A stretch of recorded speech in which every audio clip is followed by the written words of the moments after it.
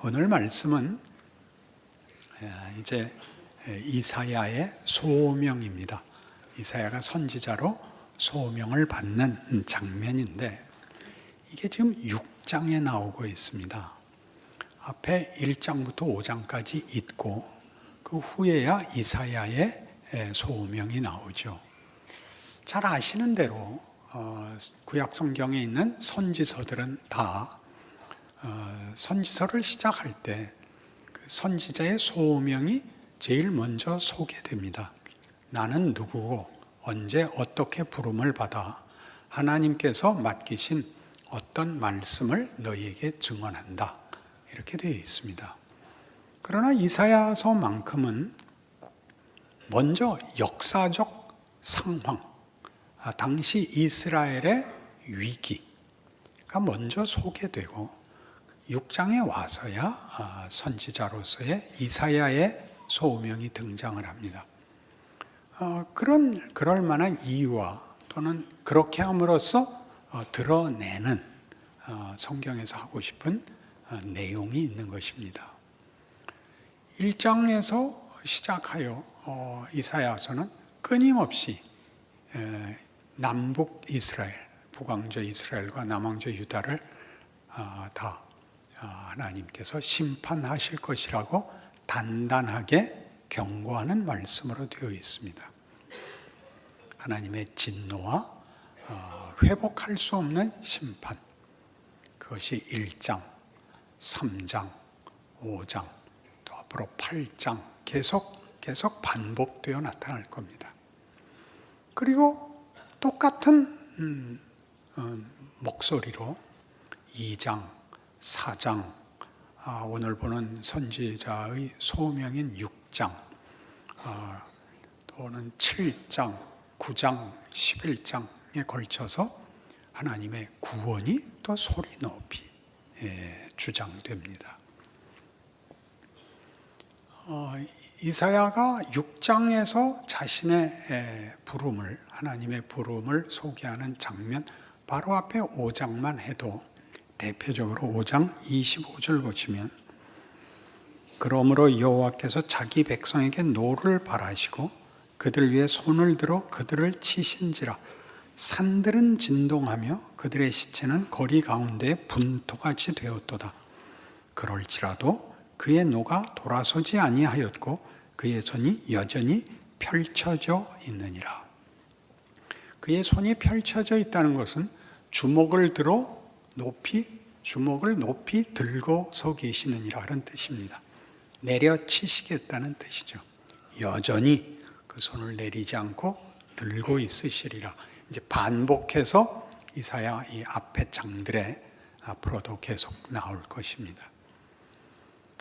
이스라엘의 심판, 멸망은 변명할 수 없는 저들의 책임이며 현실이 되었습니다.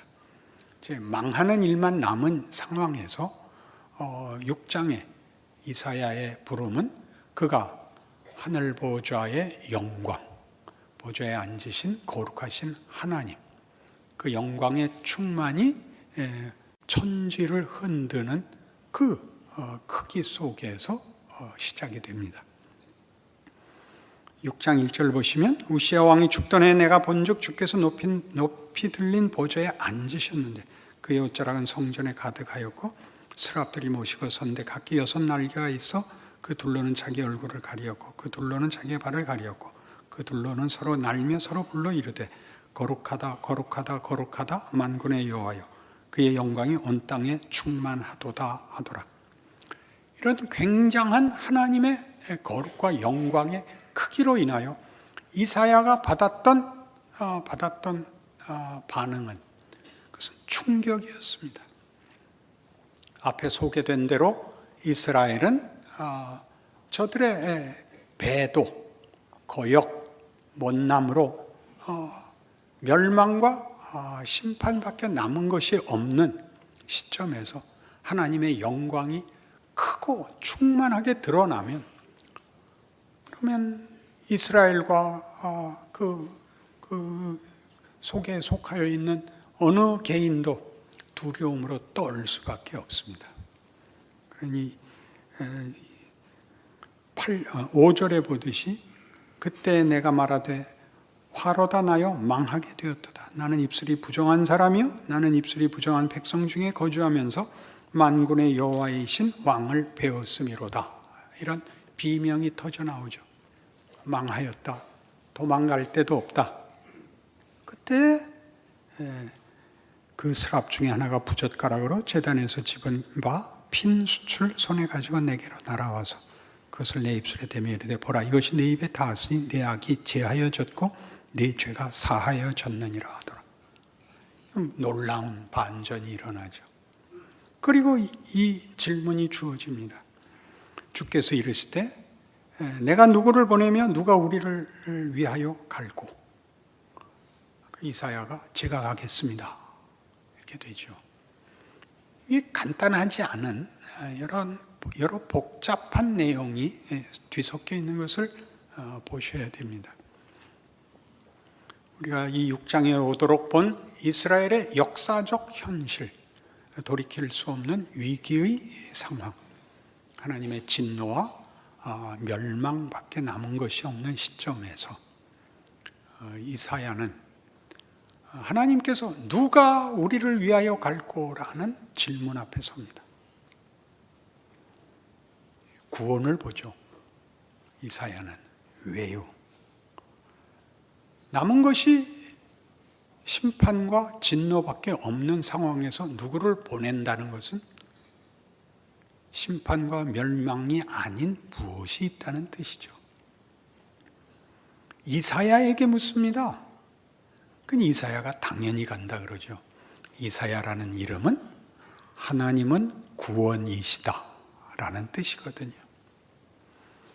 여기 뛰어든 이사야는 무슨 담력이 있거나 더 큰 사명감을 가지거나 더 뛰어난 어떤 다른 사람들과 비교되는, 대조되는 훌륭한 사람의 대표가 아니라 바로 이 큰 사건, 온 세상을 뒤흔드는 하나님의 심판과 진노 앞에서 하나님이 내미시는 하나의 손길로 역사와 온 세상의 운명을 바꾸시는 하나님의 반전으로 여기 그 무게와 크기가 비교가 안 되는 존재로서 하나님의 구원이 스며들어오는, 시작되는 존재로 부름을 받는 것입니다. 놀랍게도 그 사명은 가서 9절에 있습니다. 여호와께서 이르시되 가서 이 백성에 이르기를 너희가 듣기는 들어도 깨닫지 못할 것이요 보기는 보아도 알지 못하리라 하여 이 백성의 마음을 둔하게 하여 귀를 막고 눈을 감기고 입을 막아라. 이런 사명을 받습니다. 그럼 여러분 당연히 뭐라 그래야 맞습니까? 아니 그게 무슨 말씀이십니까? 그래야 맞죠. 이미 멸망시키기로 한 일이고 하나님 격분하신 돌이키지 않으실 진노라고 말씀하셨는데 거기서 나를 보내겠다고 하셨으면 그럼 무슨 일이 되게 하셔야지 가서 못 보게 하고 못 듣게 하고 깨닫지 못하게 하라 그런 일로 나를 보내시다니요. 그렇게 안 묻고 어느 때까지니까입니다. 이 중요한 얘기를 다음에 임마누엘의 징조에서 또 이제 자세히 살펴보겠습니다만은 오늘은 우선 이 상황, 그걸 왜 어느 때까지니입니까라고 시간으로 물었을까? 집중합니다. 그래서 하나님께서 12절 여호와께서 이 사람들을 멀리 옮기셔서 이 땅 가운데 황폐한 곳이 많을 때까지요, 그루터기만 남을 때까지라고 합니다. 그루터기만 남는다는 것은 모든 나무를 다 베듯이 그 모든 땅을 황폐한 후에야, 그러니까 그때까지는 저들의 눈과 귀를 닫을 것이다. 그렇게 얘기를 합니다. 여기서는 읽혀지지 않는 내용이죠. 그러나 이것이 신약 성경에서 성취가 되기 때문에 우리는 이 말의 뜻을 알 수 있게 되었습니다. 마태복음 13장입니다. 마태복음 13장은 천국 비유들로 많은 비유가 등장하는데요. 첫 번째 비유가 씨 뿌리는 비유입니다. 10절 제자들이 예수께 나와 이르되 어찌하여 그들에게 비유로 말씀하시나이까? 대답하여 이르시되 천국의 비밀을 아는 것이 너희에게는 허락되었으나 그들에게는 아니 되었나니 무릇 있는 자는 받아 넉넉하게 되되 없는 자는 그 있는 것도 빼앗기리라. 그러므로 내가 그들에게 비유로 말하는 것은 그들이 보아도 보지 못하며 들어도 듣지 못하며 깨닫지 못함이니라. 이사야의 예언이 그들에게 이루어졌으니 일렀으되 너희가 듣기는 들어도 깨닫지 못할 것이요 보기는 보아도 알지 못하리라. 이 백성들의 마음이 완악하여져서 그 귀는 듣기에 둔하고 눈은 감았으니 이는 눈으로 보고 귀로 듣고 마음으로 깨달아 돌이켜 내게 고침을 받을까 두려워함이라 하였느니라. 그러나 너희 눈은 봄으로 너희 귀는 들음으로 복이 있도다. 이사야의 예언이 예수에게서 성취되었다고 합니다. 그리고 그 예언대로 아무도 자기를 봐도 깨닫지 못할 것이라고 합니다. 그러나 너희는 보기 때문에 복되다 합니다. 17절에는 이렇게 덧붙이십니다. 내가 진실로 너희에게 이르노니 많은 선지자와 의인이 너희가 보는 것을 보고자 하여도 보지 못하였고 너희가 듣는 것들을 듣고자 하여도 듣지 못하였느니라. 이사야의 예언은 무엇이었을까요? 그 예언의 성취는 예수에게서 어떻게 나타난 것일까요?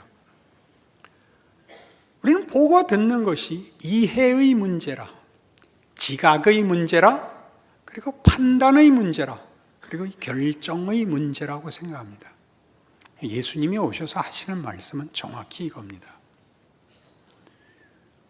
보고 듣는 것은 볼 것과 들을 것이 있어야 그것이 기능이 온전해질 수 있단다. 그렇게 얘기하는 것입니다. 볼 수 없고 들을 수 없는 기능만의 문제가 아니라 내가 볼 시력과 들을 청력을 갖고 있으면 보고 싶은 것을 만들고 듣고 싶은 것을 만들 수 있는 것과는 다르단다가 성육신의 중요한 핵심입니다. 씨 뿌리는 비유가 그것을 가르치죠. 씨 뿌리는 비유는 대부분의 경우 좋은 씨를 뿌렸는데 밭 때문에 결과가 달라졌다로 이해합니다. 맞는 말이죠. 그러나 좋은 밭이 되는 것 자체가 씨를 뿌리는 것과 똑같이 하나님만이 하실 수 있는 일이라고 얘기합니다. 예수가 왔으나 못 보는 겁니다. 볼 수 있어도 볼 대상이 없으면 그만인 것입니다. 좋은 밭인데 씨가 안 떨어지면 아무것도 맺을 수 없다는 것은 씨 뿌리는 비유에서는 돌짝밭, 길가, 가시떨기로 표현됩니다. 자기들이 만드는 것은 잘해야 찔레, 잘해야 들풀입니다. 너희가 깨우침을 받아 너희가 소원하는 것을 맺을까 봐 겁이 난다. 그걸로 타협하고 살까 봐 내가 너희를 이 긴장과 절망으로 몰아넣는다. 이렇게 말하는 것이 이스라엘의 역사이고 예수 그리스도의 교훈입니다. 요한복음 1장에 가시면 1절부터 태초에 말씀이 계시니라. 이 말씀이 하나님과 함께 계셨으니 이 말씀은 곧 하나님이시니라. 그가 태초에 하나님과 함께 계셨고 만물이 그로 말미암아 지은 바 되었으니 지은 것이 하나도 그가 없이는 된 것이 없느니라. 그 안에 생명이 있었으니 이 생명은 사람들의 빛이라. 빛이 어둠에 비치되 어둠이 깨닫지 못하더라. 하나님께로부터 보내심을 받은 사람이 있으니 그의 이름은 요한이라. 그가 증언하러 왔으니 곧 빛에 대하여 증언하고 모든 사람이 자기로 말미암아 믿게 하려 함이라. 그는 이 빛이 아니요 이 빛에 대하여 증언하러 온 자라.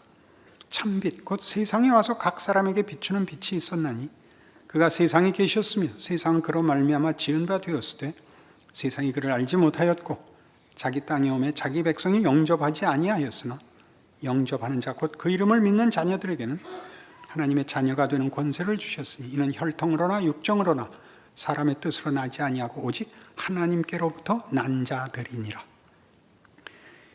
믿음의 중요성을 강조하는데 보통 이 본문을 씁니다. 믿는 자는 구원을 받는다. 그러나 지금 이 요한복음의 아주 강조점은 이겁니다. 빛이 왔으나 어둠이 깨닫지 못합니다. 세례 요한이 와서 빛을 설명해야 됩니다. 빛은 설명할 수 있는 게 아닙니다. 빛은 봐야 되는 겁니다. 그렇죠? 그냥 보면 되는 거예요. 빛을 설명을 해야 되는 대상은 장님입니다. 어떻게 설명하시겠습니까?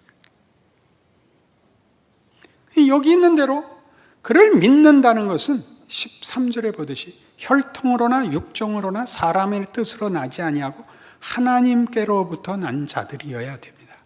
여기가 바뀌어야 됩니다. 눈을 떠야 됩니다. 봐야죠. 그러나 보면 되는 것이 아니라 보면 이해하고 납득하는 것이 문제가 아니라 볼 대상 14절 말씀이 육신이 되어 우리 가운데 거하시며 우리가 그의 영광을 보니 아버지의 독생자의 영광이요 은혜와 진리가 충만하더라. 이 영광, 이 은혜, 이 진리가 우리가 볼 대상, 들을 대상, 그래서 우리 안에 채울 은혜, 복 끼셔야 되는 겁니다. 기독교 신앙이 말하는 모든 내용들은 아버지께로부터 오는 것입니다. 그것은 우리가 이해하고 합의하고 납득해서 우리 것이 되는 것이 아니라 그렇게 그것 하나님께로부터 오는 하나님의 의지, 하나님의 기뻐하심, 하나님의 목적, 하나님이 우리에게 바라시는 영광들로 우리가 만들어지는 것입니다. 우리가 만들어지는 것입니다. 그것이 성경이 하고 싶은 이야기죠. 우리가 무엇을 보고 서로 본 것을 얘기하는 것과 달리 그것을 보고 그 사람이 어떻게 되느냐가 다르다는 것은 우리 살면서 누구나 경험합니다. 같은 사건에서 어떤 의미를, 유익을 혹은 가치를, 진보를 이뤄내느냐 하는 것은 사실 매우 기이한 일입니다. 실패해서 유익을 얻는 사람이 있고 성공이 그를 파멸로 이끄는 일은 비일비재한 현실입니다. 그것을 우리 편하게 그것이 어떻게 중요한 일인가를 교훈하고 예를 들고 설명을 하고 몽둥이를 들어도 사람 마음을 움직이는 것은, 사람을 바꾸는 것은 그런 것들로는 되지 않습니다. 그가 왜 그렇게 훌륭한 사람이 되었는지 옆에서는 이해할 수 없고 그가 왜 도대체 말을 안 듣는지 이해할 수 없습니다. 그 일에 최종 권위자는 하나님 한 분이십니다. 그분에게 은혜를 구해야 되는 일이고 그분이 기꺼이 그의 성의를 가지고 개입하시지 않는 한 인생과 역사에 어떤 가치도 유익도 없다. 이것이 기독교 신앙으로서 가지게 되는 가장 큰 안목이어야 합니다. 우리는 아까 본 대로 마태복음 13장에 나오는 씨 뿌리는 비유에서의 모든 밭들이 밭의 차이의 문제가 어떤 다만 성실함, 깨우침, 노력의 문제가 아니라 씨만큼이나 중요한 하나님에 의해서 만들어지는 우리의 존재, 우리가 가져야 하는 모든 지식, 어떤 판단, 어떤 유익, 가치, 이 모든 것이 하나님 손에 있다는 사실을 다시 반복해서 삶의 매 경우 모든 생각하는 시점에서 반복적으로 확인됩니다. 만일 이러한 이해가 없으면 우리는 이스라엘 백성들이 가졌던 당시의 오해나 실패나 못난 것과 동일한 일을 우리의 생애 속에서, 그리고 심지어 신앙인으로서도 반복할 수밖에 없습니다. 이것을 제대로 성경의 어떤 의도를 가지고 무슨 유익을 주는지를 확인하지 않으면 오늘의 말씀이 갖는 것은 다만 여러분들에게 있어서 그저 하나의 교훈과 하나의 이해에 불과하고 여러분 자신의 삶과 존재에 힘이 되지는 않을 것입니다. 이 힘을 확보해야 됩니다. 로마서 5장입니다.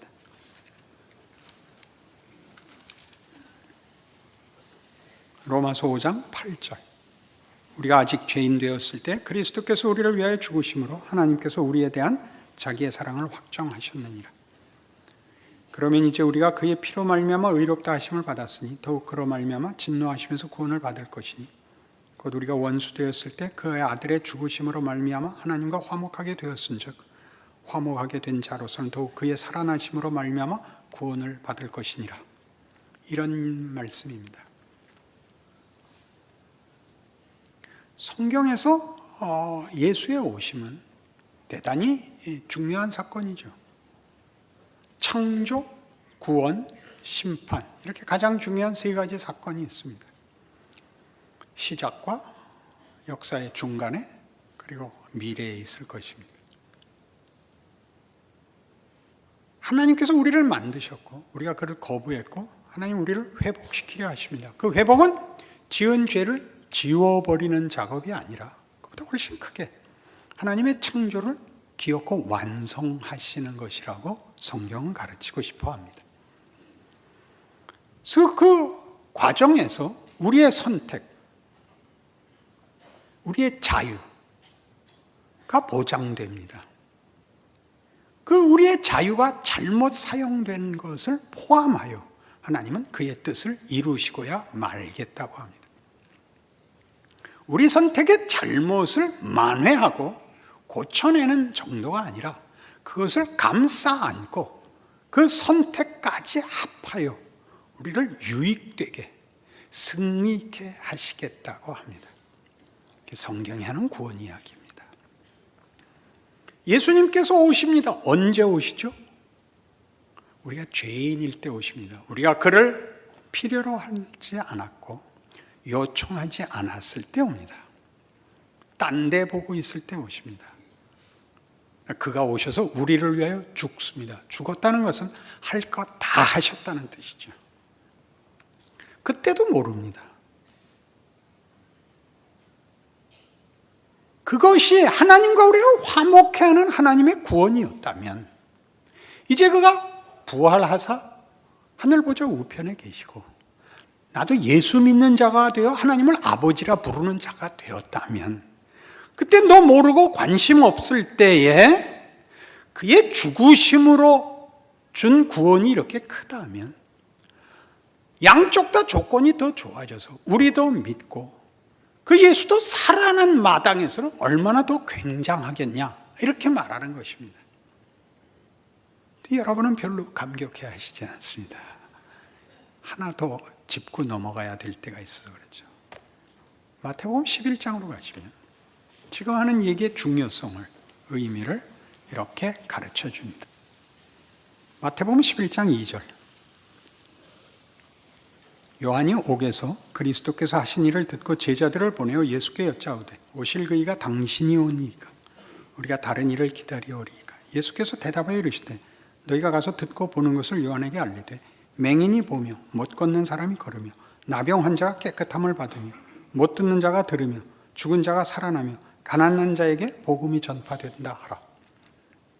예수님이 오셔서 뭘 했다고요? 눈을 고치시고 귀를 여십니다. 죽은 자를 살리십니다. 이게 예수께서 오셔서 한 일입니다. 죽도록 하신 일입니다. 그럼 복음서는 잘 기억을 하십시오. 절대 복음서를 읽을 때 여러분이 쉽게 감동하시면 안 됩니다. 이 예수를 우리는 죽입니다. 아시겠습니까? 복음서, 네 복음서 다 결말이 그겁니다. 예수는 죽습니다. 이렇게 하셨는데 죽습니다. 그가 우리를 고치고 계셔도 모릅니다. 우리가 보게 되고 듣게 될 뿐만 아니라 그러기에 그분이 왔다는 사실이 합쳐지는 날이 옵니다. 그게 우리가 회개한 날이죠. 우리가 예수를 믿기로 한 날입니다. 우리가 그를 부르지 않았을 때 왔고, 그가 우리 눈을 열어도 몰랐고, 그렇게 한 일을 죽인 우리가 나중에 나에게 무엇이 일어났는지, 내가 봤던 게 무엇인지를 아는 날이 옵니다. 이스라엘 역사에서는 지금 그것을 이렇게 얘기하죠. 너희가 나의 진노와 심판 앞에 서게 되는 것은 손해가 아니란다. 망하는 것이 아니란다. 너희가 한 선택으로 너희 인생이 끝나지 않고 내가 너희에게 하려는 거룩한 승리와 영광을 이루기 위하여 너희를 내가 잠시 심판으로 몰 수밖에 없다. 그러니 그 심판을 두려워하지 마라. 그러니 이사야에서부터 출발하여 예레미야, 에스겔, 다니엘 뒤에 모든 선지자에게 이르도록 선지자들이 하는 말은 와서 너희 잘못했으니 고쳐라 이렇게 간단한 얘기를 하러 오는 게 아닙니다. 너희 얻어맞을 수밖에 없는데 괜찮다. 놀라지 마라. 잘 맞아라. 그래서 하나님이 너희에게 무엇을 만드시는가 봐라. 이게 선지서입니다. 그게 똑같죠. 여러분 모두가 예수를 믿는다는 이름 하나로 모든 것이 형통해지지 않습니다. 예수를 믿어서 더 고달프죠. 마음 놓고 그냥 포기하고 살 수도 없게 됐죠. 믿고 알고 기도해도 나아지지도 않고, 이 부분에서는 저도 자꾸 목소리가 높아지는데, 그러나 따지고 보면 성경은 내내 이 이야기를 하고 있는 중입니다. 그것 다 내가 하고 있다. 너 그게 너한테 유익이다. 너 그 일 없으면 너 잔다. 나 놓아둘 수 없다. 너 울어라. 너 울어라. 그게 복인 줄 아는 날이 온다. 너 울어라. 고아들은 울지 않습니다. 그거 아십니까? 울면 문제가 해결되는 게 아니죠. 애들이 우는 이유는 부모를 부르는 것이죠. 부모가 없으면 안 웁니다. 못 웁니다. 우리만 울 수 있습니다. 그러니 우십시오. 그리고 여러분들이 누구인가 확인하십시오. 여러분 생에 여러분이 겪는 어떤 일도 하나님께서 여러분에게 이루시고자 하는 일을 막을 수 있거나 방해할 수 있거나 실패시킬 수 있는 일은 없습니다. 각자의 생애가 하나님이 이스라엘 역사 내내 하신 일, 그 아들을 보내서 하신 일, 그를 십자가에 매달고 그를 무덤에 장사 지내고 부활시킨 그 역사와 능력과 그런 성실하신 의지 속에 묶여있는 나날이요 순간이라는 걸 기억하십시오. 모를 때도 하나님은 성실하시다는 것을 기억하십시오. 기도하시겠습니다. 하나님 아버지 은혜를 감사합니다. 우리는 잊지만 하나님은 잊지 않으시며, 우리는 실패하지만 하나님은 결단코 포기하시지 않으신다고 말씀하십니다. 그러니 우리 각각이 자기의 존재와 자기 인생과 현실과 조건을 믿음 안에서 감당해내어 잘 사는 인생이 되게 하여 주시옵소서. 우리가 못났을 때, 우리가 도망갔을 때도 하나님은 일하셨고 하고 계시고 하실 것이라고 믿는 믿음이 결국 우리를 담대케 하며 위대하게 하며 책임 있게 하여 감사하는 인생이 되도록 축복하신다. 믿는 믿음을 가지게 하옵소서. 예수님 이름으로 기도합니다.